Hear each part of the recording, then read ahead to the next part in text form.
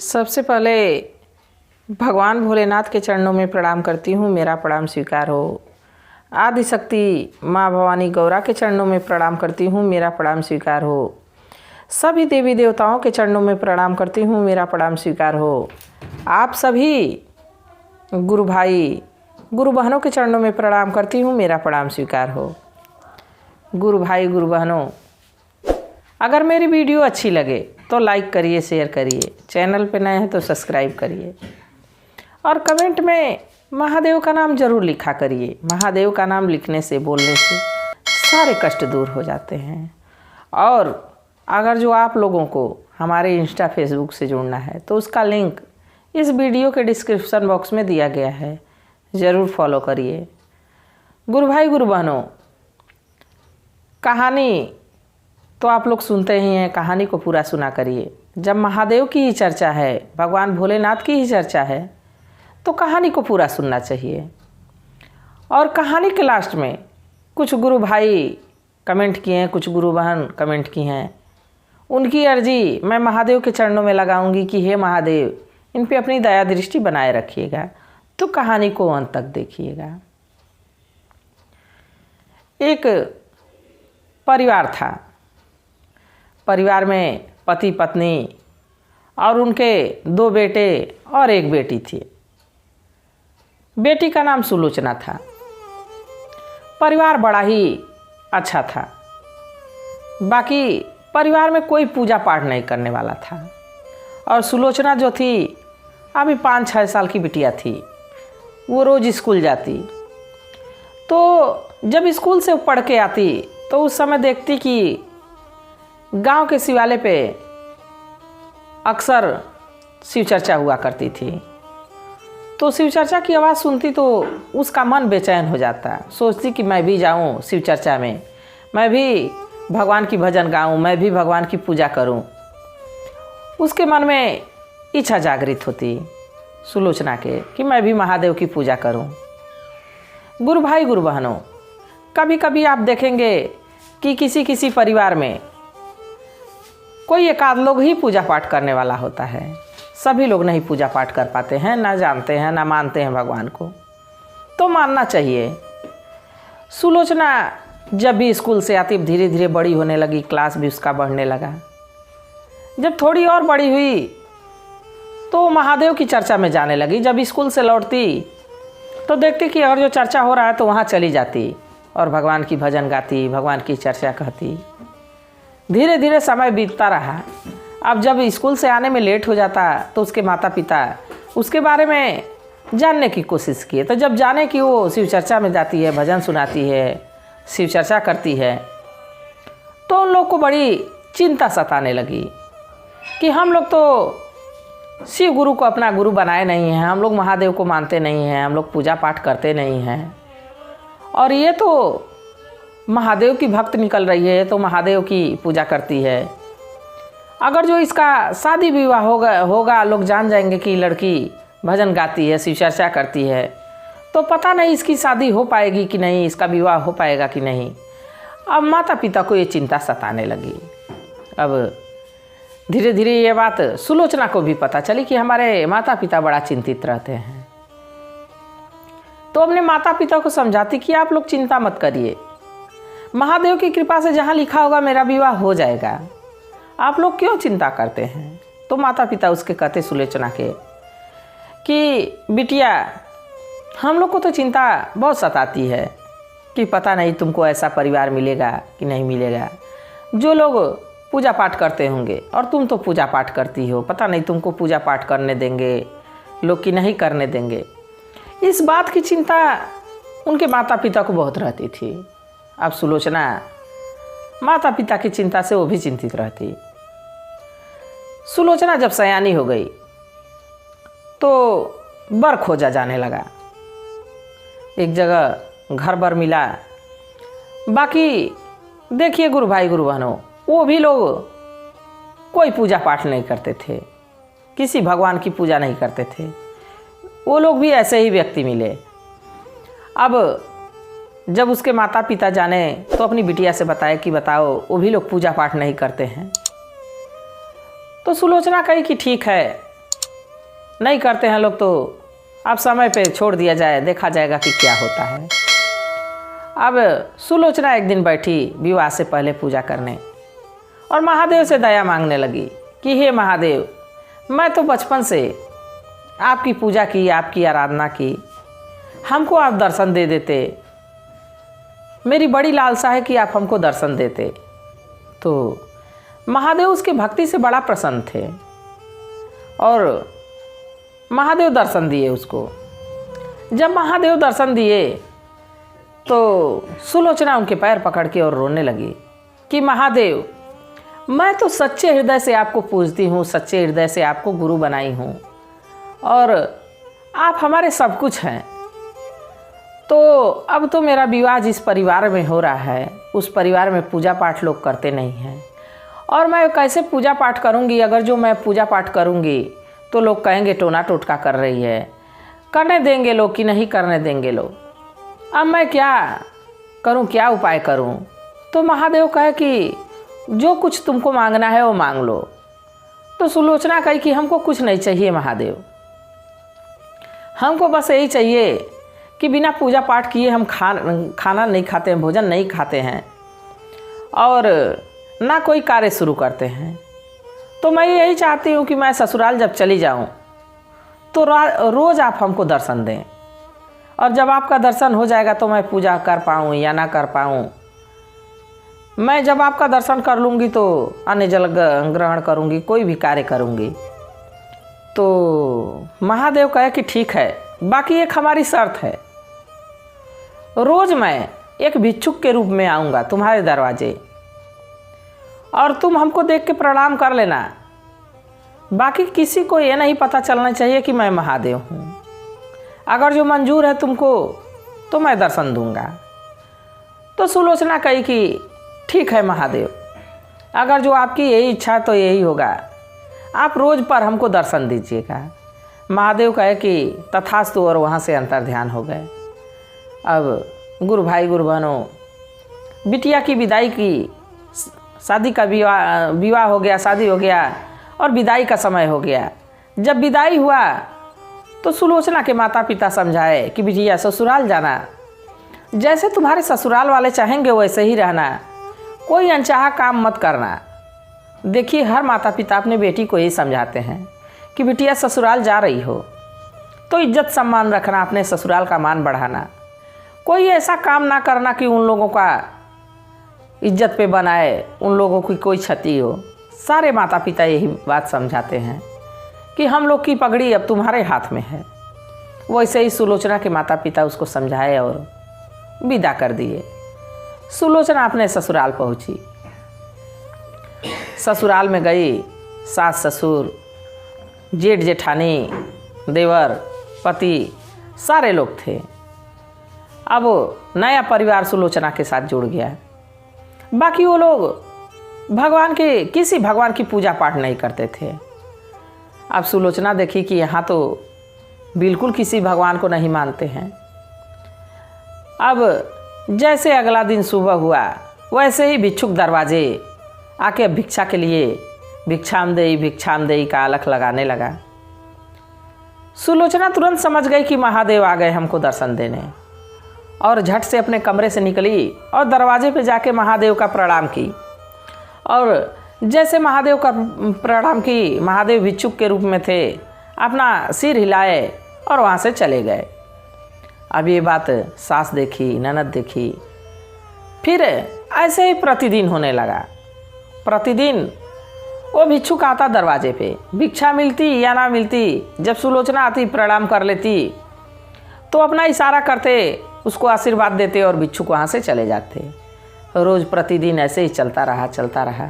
तो गुरु भाई गुरु बहनों, औरतें ऐसी चीज़ है कि लोग कहता है ना कि पानी में आग लग जाए, तो औरतों का दिमाग सीधा तो चलता ही है, साथ में उल्टा भी उतना ही तेज चलता है।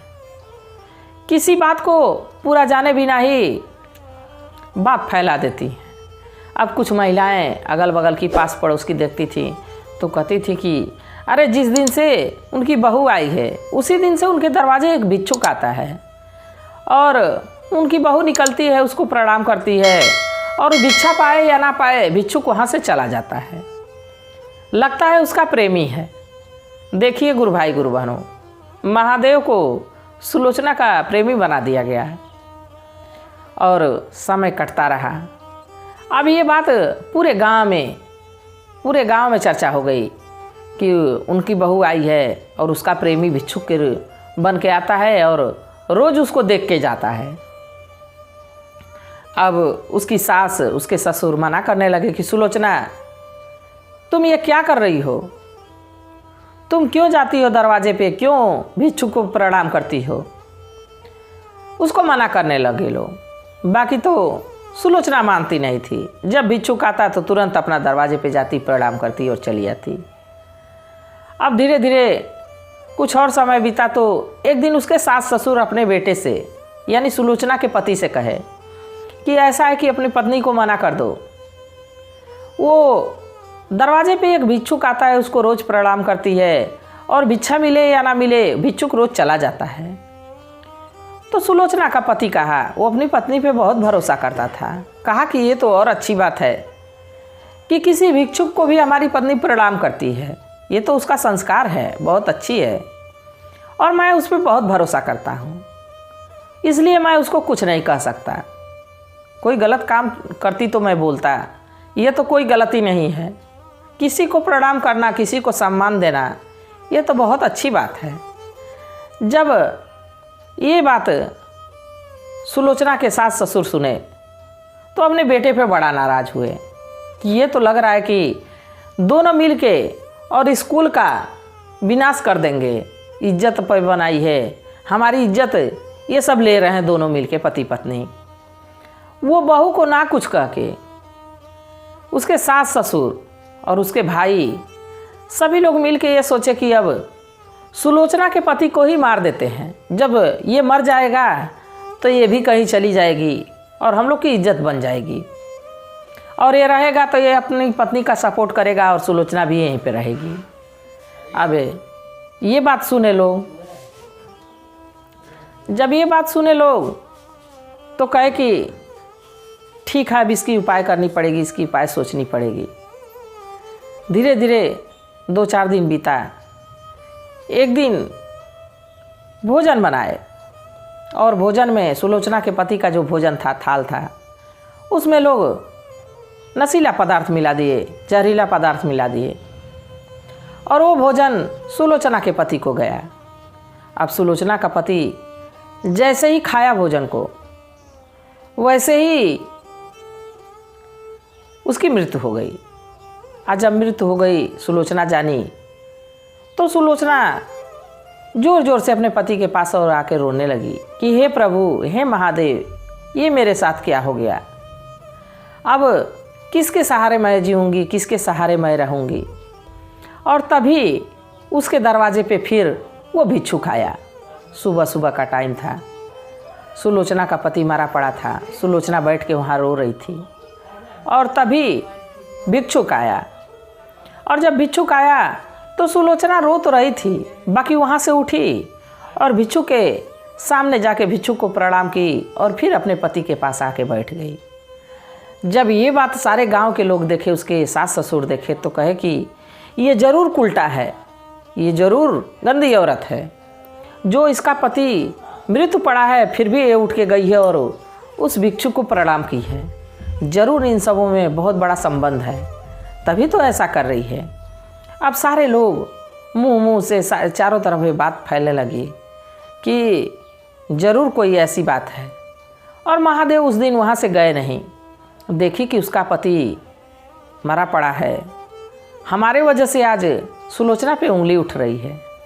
तो देखिए महादेव जितने कोमल दिल के हैं, जितना अपने शिष्यों पे दया जल्दी करते हैं, अगर जो रूठ जाएं तो जला के भस्म कर देते हैं।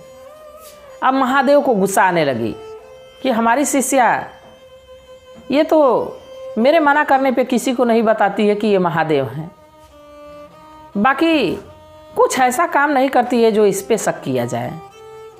और ये लोग तो इस पे शक कर रहे हैं, उल्टे इसके पति को भी मार दिए। महादेव को तो ये बात पता थी, क्योंकि वो तो अंतर्यामी है, वो तो सब कुछ जानते हैं। वो तो हमारे मन में क्या चल रहा है, आपके मन में क्या चल रहा है, सभी बातों को जानते हैं। महादेव कहे कि आज तो अब अपनी शिष्या की इज्जत बचानी पड़ेगी, लाज बचानी पड़ेगी। और महादेव अपने रूप में आ गए। जब अपने रूप में आए तो तुरंत उसके पति पे थोड़ा सा जल छिड़के उसका पति भी उठ के बैठ गया। अब सारे लोग अचंभा से महादेव के तरफ देखने लगे कि अरे ये तो भगवान हैं, ये तो महादेव दर्शन दिए हैं। और सभी लोग माफ़ी मांगने लगे, अपनी गलती पे पछतावा करने लगे। बाकी गुरु भाई गुरु बहनों, अब तो महादेव को क्रोध आ गया था। क्रोधित होके और उनका बस चलता तो तुरंत उस गांव को ही समाप्त कर देते। बाकी वहाँ सुलोचना की इज्जत की बात थी, उसके मान सम्मान की बात थी, उसके भक्ति की बात थी। अब जब सुलोचना शिव गुरु के चरणों में गिर के माफ़ी मांगने लगी कि हे महादेव, ये लोग नहीं जानते थे कि आप महादेव हैं और मैं आपकी शिष्या हूँ, तब ये लोग हमारे पे उंगली उठाते थे, हे महादेव। और सुलोचना का पति भी महादेव से माफ़ी मांगने लगा, मनाने लगा महादेव को। पति पत्नी दोनों मिलके महादेव को मनाने लगे कि हे महादेव, इन लोगों पे दया करिए, इन लोगों को माफ़ कर दीजिए, हमारे परिवार को, हमारे माता पिता को। और सुलोचना कही कि हमारे सास ससुर, हमारे गांव वालों को माफ़ कर दीजिए महादेव। ये लोग नहीं जानते थे कि मैं आपकी शिष्या हूँ और आप हमको रोज़ दर्शन देने आते हैं, इसलिए इन लोग को माफ़ कर दीजिए। उनके मनाने पे किसी तरह जब महादेव का गुस्सा शांत हुआ, महादेव जब माने, तो सबको देखिए सुलोचना की वजह से सबको महादेव पे दर्शन हुआ महादेव का। सभी लोग महादेव के दर्शन किए और महादेव कहे कि देखिए, बिना पूरी बात जाने कभी किसी पे कोई लांछन नहीं लगाना चाहिए। जब तक पूरी बात का पता ना चले, पूरी बात जान ना ले, तब तक कैसे किसी को हम इल्ज़ाम लगा दें। तो महादेव सबको दर्शन देके और अपना अंतर्ध्यान हो गए। तो गुरु भाई गुरु बहनों, देखिए, कभी कभी कुछ कुछ बातें जो दिखती हैं वो सच नहीं होती हैं। उसके अंदर की, उसके पीछे की बात कुछ और ही होती है। इसलिए कभी किसी की कोई ऐसी बात देख के कि जो हमको बुरी लग रही हो, शायद वो अच्छी बात हो, पहले उसके बारे में पूरी जानकारी रहे तभी किसी पे कोई इल्ज़ाम लगाना चाहिए। आंखों देखा कभी सच नहीं होता है, कभी कभी आंखों देखा भी झूठ हो जाता है। इसलिए कभी किसी के बारे में बुरा ना सोचें, कभी किसी पे कोई बुरा इल्ज़ाम ना लगाएं, जैसे सुलोचना पे लगा था। सुलोचना तो महादेव की भक्त थी, महादेव की शिष्या थी। बाकी उस पर भी महादेव को ही लांछन लग गया कि इसका प्रेमी है, छुप छुप के आता है मिलने और वो देखने आ जाती है। तो महादेव अपने शिष्य पे कैसे दया कर रहे थे, कैसे दर्शन दे रहे थे, ये बात किसी के समझ में नहीं आई। तो किस भेष में कौन कहाँ आता है ये कोई नहीं जानता, इसलिए किसी का अनादर नहीं करना चाहिए। और जैसा कि मैं कही थी कि कुछ गुरु भाई गुरु बहन कमेंट किए हैं, मैं उनका नाम शिव गुरु के चरणों में लगाऊंगी हाजिरी। राधा कुमारी जी, बहुत बहुत धन्यवाद कमेंट करने के लिए। और मैं महादेव से प्रार्थना करती हूँ कि हे शिव गुरु, हे महादेव, इन पे अपनी दया दृष्टि बनाए रखिएगा। इनका पूरा परिवार खुश रहे, स्वस्थ रहे, जहाँ रहे वहाँ हर वक्त खुशियों के साथ जिए। पीयूष गुरु भैया, बहुत बहुत धन्यवाद, आप कमेंट किए, इसके लिए हर हर महादेव। मैं महादेव से प्रार्थना करती हूँ कि हे शिव गुरु, हे महादेव, हे देवों के देव, आप इन पे अपनी दया दृष्टि बनाए रखिएगा, सदा इनका नाम ऊंचा करिएगा। ये जहाँ रहें वहाँ खुश रहें, इनका पूरा परिवार खुश रहे, स्वस्थ रहें, मस्त रहें, जहाँ भी रहें वहाँ इन पे धन की वर्षा करिएगा। अनीता श्रीवास्तव, अनीता गुरु बहना, आप हमारी कहानी देखती हैं, इसके लिए बहुत बहुत धन्यवाद, कमेंट की, बहुत बहुत धन्यवाद। मैं महादेव से प्रार्थना करती हूँ कि हे महादेव, इन पे, इनके पूरे परिवार पे अपनी दया दृष्टि बनाए रखिएगा। अलका गुरु बहना, बहुत बहुत धन्यवाद। मैं महादेव से प्रार्थना करती हूँ कि हे महादेव, सदा इन पे अपना आशीर्वाद बनाए रखिएगा। जो इनके जीवन में कष्ट है उसको दूर करिएगा और सदा अपना आशीर्वाद इनके पूरे परिवार पे इन पे बनाए रखिएगा। वंदना सिंह, वंदना गुरु बहना, बहुत बहुत धन्यवाद कमेंट करने के लिए। मैं महादेव से प्रार्थना करती हूँ कि हे शिव गुरु, हे महादेव, इन पे, इनके पूरे परिवार पे अपनी दया दृष्टि बनाए रखिएगा। जो भी जीवन में इनके कष्ट हो, दुख हो, परेशानी हो, उसको दूर करिए और सुख समृद्धि इनको दीजिए। और कविता यादव, कविता गुरु बहना, बहुत बहुत धन्यवाद, आप कमेंट किए हैं अपने पूरे परिवार के लिए। तो मैं महादेव से यही प्रार्थना करती हूँ कि हे महादेव, इन पे, इनके पूरे परिवार पे अपनी दया दृष्टि बनाए रखिएगा। ये जहाँ रहे वहाँ खुश रहे, इनका पूरा परिवार स्वस्थ रहे, बढ़िया रहे। इसी कामना के साथ मैं महादेव से प्रार्थना करती हूँ कि हे महादेव, जो भी आपकी कहानी, जो भी आपकी चर्चा को सुनता है और सुनाता है, उस पर अपनी दया दृष्टि बनाए रखिएगा। हमेशा उन पे अपनी निगाह उठाए रखिएगा। हे शिव गुरु, हे महादेव, सदा आशीर्वाद बनाए रखिएगा। इसी के साथ हर हर महादेव।